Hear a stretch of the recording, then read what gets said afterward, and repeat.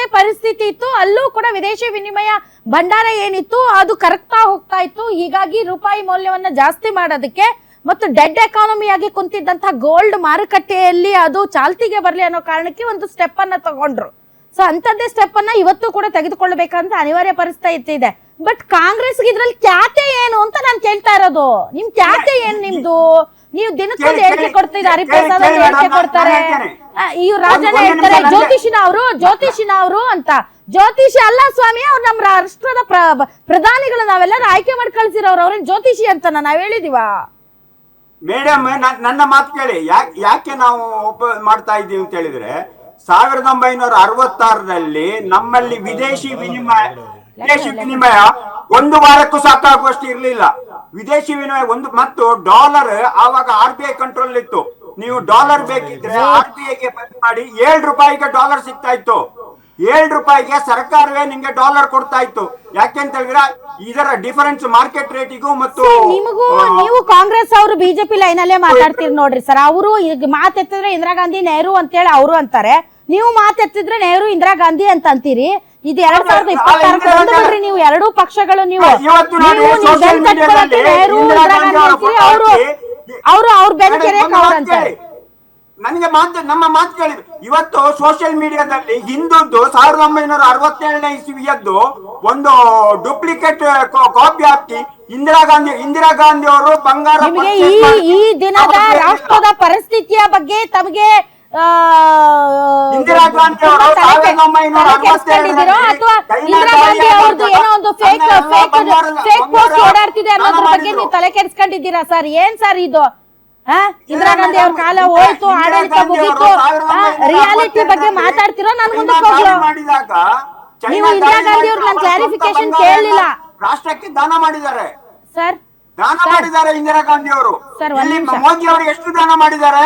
ಏನ್ ದಾನ ಸರ್? ಇಂದಿರಾ ಗಾಂಧಿ ವಿಷಯ ಇಂದಿರಾ ಗಾಂಧಿ ವಿಷಯ ವಿಠಲ್ ಶೆಟ್ಟಿ ಇಂದಿರಾ ಗಾಂಧಿ ವಿಷಯ ನಾನು ನಿಮ್ಗೆ ಕೇಳಿದೆ. ಇಂದಿರಾ ಗಾಂಧಿ ವಿಷಯ ಹೇಳ್ರಿ, ನಮ್ಗೆ ಗೊತ್ತಿಲ್ಲ, ಸ್ವಲ್ಪ ಭಾಷಣ ಹೊಡೀರಿ, ನಮ್ಗೆ ಬಾಳ್ ಟೈಮ್ ಆಯ್ತಂತ ನಿಮ್ಗೆ ಹೇಳಿದೆ. ನಾನು ಕೇಳಿದ್ದು ಇಂದಿನ ಪರಿಸ್ಥಿತಿ ಬಗ್ಗೆ ಮಾತಾಡ್ರಿ. ನೀವು ಇಂದಿರಾ ಗಾಂಧಿದೇ ಮಾತಾಡ್ಬೇಕು, ನೆಹರುದೇ ಮಾತಾಡ್ಬೇಕು ಅಂದ್ರೆ ನಾನು ನಿಮ್ಗೆ ಟೈಮ್ ಕೊಡಲ್ಲ. I am sorry. ಅಲ್ಲ, ಇವಾಗ ಇವತ್ತಿನ ಪರಿಸ್ಥಿತಿ ಮಾತಾಡಿ. 750 ಬಿಲಿಯನ್ ನಮ್ಮಲ್ಲಿ ಫಾರಿನ್ ಎಕ್ಸ್ಚೇಂಜ್ ರಿಸರ್ವ್ ಇದೆ. 755 ಲಕ್ಷ ಕೋಟಿ ಬಿಲಿಯನ್ ಡಾಲರ್ ಇದೆ. 66ರಲ್ಲಿ 50 ಕೋಟಿ ಡಾಲರ್ ಸಹ ಇರ್ಲಿಲ್ಲ.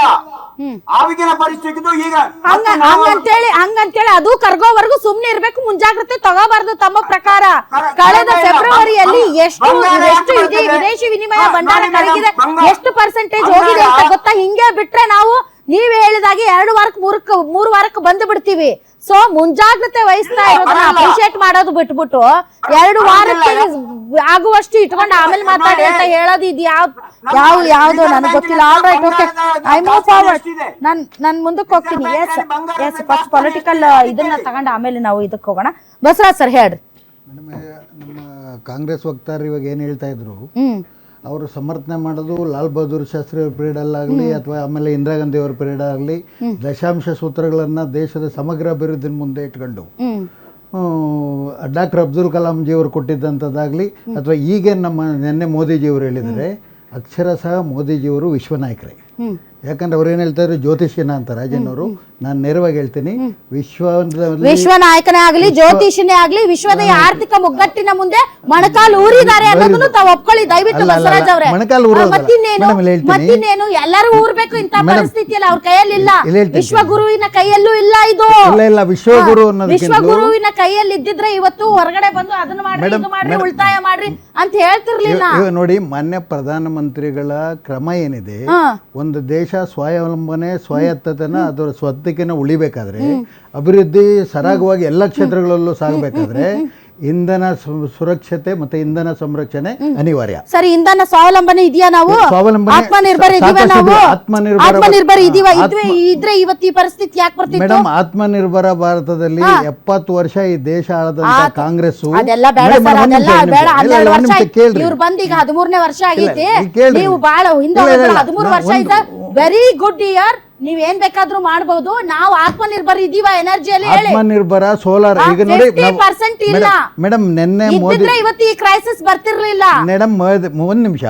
ಮೋದಿಜಿಯವರು ನೆನ್ನೆ ಹೇಳಿರ್ತಕ್ಕಂಥದ್ದು ನೀವು ಚಿನ್ನ ಖರೀದಿ ಮಾಡಬೇಡಿ ಅಂತಲ್ಲ, ನಂಬರ್ 1.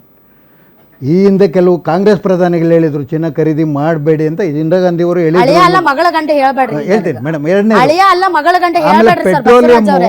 ಇಲ್ಲಿ ನೀವು ಮೋದಿ ಅವ್ರನ್ನ ಹೊಗಳಾಕ್ ಬಂದಿಲ್ಲ, ಇಲ್ಲಿ ಜನಸಾಮಾನ್ಯರ ಬಗ್ಗೆ ಮಾತಾಡಕ್ ಇರಲಿ ಬಂದಿದ್ದೀರ ಮೇಡಮ್. ಅನ್ನೋದನ್ನ ಇಲ್ಲಿ ಇವಾಗ ನೆನ್ಪಿಟ್ಕೊಳ್ರಿ. ದೇಶದ ಜನಸಂಖ್ಯೆ 135 ಕೋಟಿ ಆಗಿದೆ ಎನ್ನುವಾಗ ನಾವು ಪರ್ಯಾಯ ಇಂಧನ ಮೂಲಗಳನ್ನು ಅಭಿವೃದ್ಧಿಪಡಿಸೋದಕ್ಕೋಸ್ಕರನೇ ಆತ್ಮನಿರ್ಭರ ಭಾರತ ಏನ್ ಕೇಂದ್ರದಲ್ಲಿರ್ತಕ್ಕಂಥ ಮಾಡಿದ್ರಿ?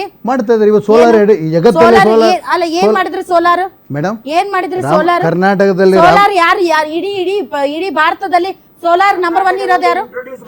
ಭಾರತ ಇನ್ನೂ ನಂಬರ್ 1 ಇಲ್ಲ. ಭಾರತದಲ್ಲಿ ಇಡೀ ಸೋಲಾರ್ ದಲ್ಲಿ ನಂಬರ್ 1 ಇರೋದು ಯಾರು? ಬಟ್ ನಮ್ಮ ಯಾರು ಮಾಡಿದ್ದು? ಮೇಡಮ್ ನಮ್ಮ ನಮ್ಮ ಕಾಂಗ್ರೆಸ್ ಪಾರ್ಟಿಯಲ್ಲಿ ಇದ್ದಂತವರೇ ಇಲ್ಲ, ಮಾಡಿದ್ದು. ಇಲ್ಲ, ಕೇಳಿ, So ಕೇಳಿ. ನೀವು ಈ ತರ ಮೇಡಮ್, ಮೇಡಮ್. ಕಂಪ್ಯಾರಿಸನ್ ಮಾಡಕ್ ಬಂದ್ರೆ ಮೇಡಮ್, ಸರ್, ನನ್ನ ಮೇಡಮ್, ಇಲ್ಲಿ ಕೇಳಿ. I don't encourage politics. ನೀವು ಜನಸಾಮಾನ್ಯರ ಬಗ್ಗೆ ಮಾತಾಡಿ. ಮೇಡಮ್ ವಿಚಾರ ತಗೊಂಡು ಇವಾಗ ಪಾವಗಡ ಯೂನಿಟ್ ಆಯ್ತು. ಪಾವಗಡ ಯೂನಿಟ್ ಆದಾಗ ರಾಮಕೃಷ್ಣ ಹೆಗಡೆ ವುಡ್ ಬೇಸ್ಡ್ ಮಾಡಕ್ ಹೊರಟಾಗ ಆಮೇಲೆ ಸೋಲಾರ್ ಬೇಸ್ ಮಾಡಿ ಈಗಿನ ಉಪಮುಖ್ಯಮಂತ್ರಿಗಳೇ ಎನರ್ಜಿ ಮಿನಿಸ್ಟರ್ ಆದಾಗ ಅವರು ಆ ಪಾವಗಡ ಪ್ರಾಜೆಕ್ಟ್ ಮಾಡಬೇಕಾದ್ರೆ ಅವರು ಇಂಧನ ಸಂರಕ್ಷಣೆ ಇಂಧನ ಉಳಿಸಿ ಅಂತಾರೆ. ನಾನು ಹೇಳೋದು ನೀವು ಪ್ಯೂರ್ಲಿ ನೀವು ಪಾಲಿಟಿಕ್ಸ್ ಮಾತಾಡೋದಾದ್ರೆ ನಾನು ಅದೇ ಲೈನ್ ಅಲ್ಲಿ ಮಾತಾಡ್ತೀನಿ ಅಂತ. ಇದೇನಿದು ಡಿ ಕೆ ಶಿವಕುಮಾರ್ ಅವರು ಕಾಂಗ್ರೆಸ್ ಪಕ್ಷ ಅವ್ರ ಮನೆಯಿಂದ ತಂದು ದುಡ್ಡು ತಂದು ಮಾಡಿದ್ದಲ್ಲ. ಬಟ್ ಕಾಂಗ್ರೆಸ್ ಪಾರ್ಟಿ ಅಧಿಕಾರದಲ್ಲಿತ್ತು, ಅವ್ರು ಪವರ್ ಮಿನಿಸ್ಟರ್ ಆಗಿದ್ರು, ಅವ್ರು ಮಾಡಿದ್ರು. ಬಟ್ ಈಗ ಕ್ರೈಸಿಸ್ ಇರೋದು, ಈಗ ವಿಶ್ವಗುರು ಇವೆಲ್ಲ ಕೇಳಕ್ ಬಾಳ್ ಚಂದ ಐತ್ರಿ ಸರ್. ಆನ್ ದಿ ಗ್ರೌಂಡ್ ಇವತ್ತು ನಾವೆಲ್ಲ ಸಫರರ್ಸ್. ಇವೆಲ್ಲ ಕೇಳಕ್ ಬಾಳ್ ಚಂದ. 56 ಇಂಚು ವಿಶ್ವಗುರು, ರಾಹುಲ್ ಗಾಂಧಿ ಅವರು ಹಂಗೆ ಹಿಂಗೆ ಇವೆಲ್ಲ ಕೇಳಕ್ ಚಂದ. ಬಟ್ ಆನ್ ಗ್ರೌಂಡ್ ರಿಯಾಲಿಟಿ ಈ ವಿಶ್ವದ ಆರ್ಥಿಕ ಮುಗ್ಗಟ್ಟಿನ ಹಿಂದೆ ಎಲ್ಲರೂ ಮುಗ್ಗರಿಸಿ ಬಿದ್ದಿದ್ದಾರೆ. ಅದಕ್ಕೆ ಭಾರತ ಹೊರತಾಗಿಲ್ಲ, ನರೇಂದ್ರ ಮೋದಿನೂ ಹೊರತಾಗಿಲ್ಲ. ನೀವು ಯಾರು ಪಾಲಿಟಿಕ್ಸ್, ನೀವು ಪೊಲಿಟಿಕಲ್ ಪಾರ್ಟಿ ಅವ್ರು ಪಾಲಿಟಿಕ್ಸ್ ಬಿಟ್ಟು ನೀವು ಜನಸಾಮಾನ್ಯರ ಬಗ್ಗೆ ಮಾತಾಡೋದಾದ್ರೆ ನಾನು ನಿಮ್ಗೆ ಟೈಮ್ ಕೊಡ್ತೀನಿ. ಅದು ಬಿಟ್ಬಿಟ್ಟು ನಿಮ್ ಇಂದಿರಾ ಗಾಂಧಿನ ಹೊಗಳಕ್ಕೆ, ಮೋದಿ ಅವ್ರನ್ನ ಹೊಗಳಕ್ಕೆ, ಅಟ್ಲೀಸ್ಟ್ ನೀವು ದೇವೇಗೌಡರನ್ನ ಹೊಗಳಿದ್ರು ನಾ ಬಿಡ್ತಿದ್ ನಿಮ್ಮನ್ನ. ನೀವು ಅದನ್ನು ಮಾಡ್ಲಿಲ್ಲ ಸರ್. ಎಸ್ ಕ್ರಸ್ಟ್ ಅವರು ಕಳೆದ ಸುಮಾರು 15 ದಿವಸದಿಂದ ಸುಮಾರು $38 ಬಿಲಿಯನ್ ನಮಗೆ ಕಮ್ಮಿಯಾಗಿ ಬಂದಿದೆ ಬೊಕ್ಕಸಕ್ಕೆ. ಆಮೇಲೆ ರುಪಿ ವ್ಯಾಲ್ಯೂ 95.76 ರುಪೀಸ್ ಆಗ್ಬಿಟ್ಟಿದೆ. ಕಳೆದ ವಾರ 15 ದಿವಸದಲ್ಲಿ 94, 92, 93 ಇದ್ದು, ಇವಾಗ 94ಗಿಂತ ಮೇಲೆ ಹೋಗಿದೆ. ಕ್ರೂಡ್ ಆಯಿಲ್ದು 98, 65 ಇತ್ತು, 90 ಇತ್ತು, ಇವಾಗ 105 ಮೇಲೆ ಹೋಗುತ್ತೆ. ಸೊ ಬ್ಯಾಲೆನ್ಸ್ ಆಫ್ ಪೇಮೆಂಟ್ನಲ್ಲಿ ಡಾಲರ್ ವ್ಯಾಲ್ಯೂ ಕುಸಿತ ಹಾಕ್ಬಿಟ್ಟು ನಾವು paying lot of money. So ಅದಕ್ಕೆ ಒಂದು ಪರ್ಯಾಯವಾಗಿ ಇವಾಗ ಈ ಏನು ನಮ್ಮ ಮೋದಿಯವರು ಅನೌನ್ಸ್ ಮಾಡಿದಾರೆಲ್ಲ ಸೂತ್ರಗಳು, ಅದು ನಿಜವಾಗಿ ಇವಾಗ ಬೇಕು.